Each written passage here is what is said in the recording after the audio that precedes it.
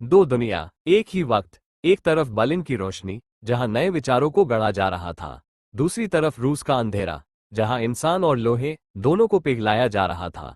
मशीनी चिरमराहट की हल्की आवाज जैसे कोई धागा तन रहा हो। प्रोफेसर कहते हैं कि समाजवाद केवल एक कोरा सपना नहीं है, यह विज्ञान है।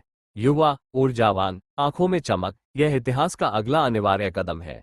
जैसे भाप के इंजन ने दुनिया बदली, वैसे ही यह क्रांति भी अपरिहार्य है। पूरे विश्वास के साथ विज्ञान। विज्ञान मेरी भूख नहीं मिटाता बेटा। यह मशीन नहीं, एक दैत्य है जो हमें जिंदा चबा रहा है।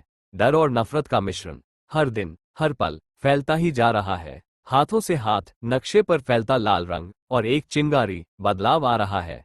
पर्चे बंट रहे हैं, बहस छिड़ चुकी है। अब सिर्फ पढ़ना काफी नहीं, अब वक्त है क्रांति का। यूरोप की नसों में विचार दौड़ रहे थे। मेज से लेकर तहखानों तक एक नई शक्ति जाग रही थी।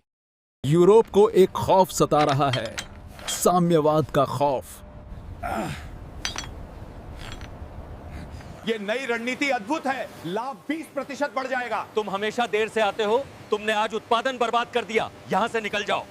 किताबों में दर्द अमूर्त लगता है, असलियत में ये रग्गों में दौड़ता है। और अब हमारे पास इसे खत्म करने की शक्ति है।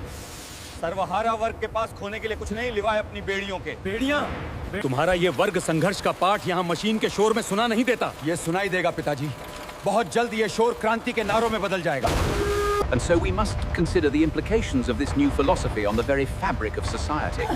The dialectic forces us to confront these truths. आज 22 जनवरी 1905 की बात है। सभी लोग प्रोटेस्ट के लिए सड़क पर उतर आए। तभी अचानक कहीं से एक आवाज सुनाई दी, फायर। इसके बाद कई लोग इस दिन मारे गए, इसलिए इसे खूनी रविवार भी कहा जाता है। सालों का गुस्सा बस एक इशारे का इंतजार कर रहा था। गंभीर, तनावपूर्ण, और फिर अरोरा तोप की गरज ने रात का सन्नाटा तोड़ दिया। नाटकीय, यह अब सिर्फ मजदूरों की भीड़ नहीं थी, ये लाल सेना, रेड आर्मी थी।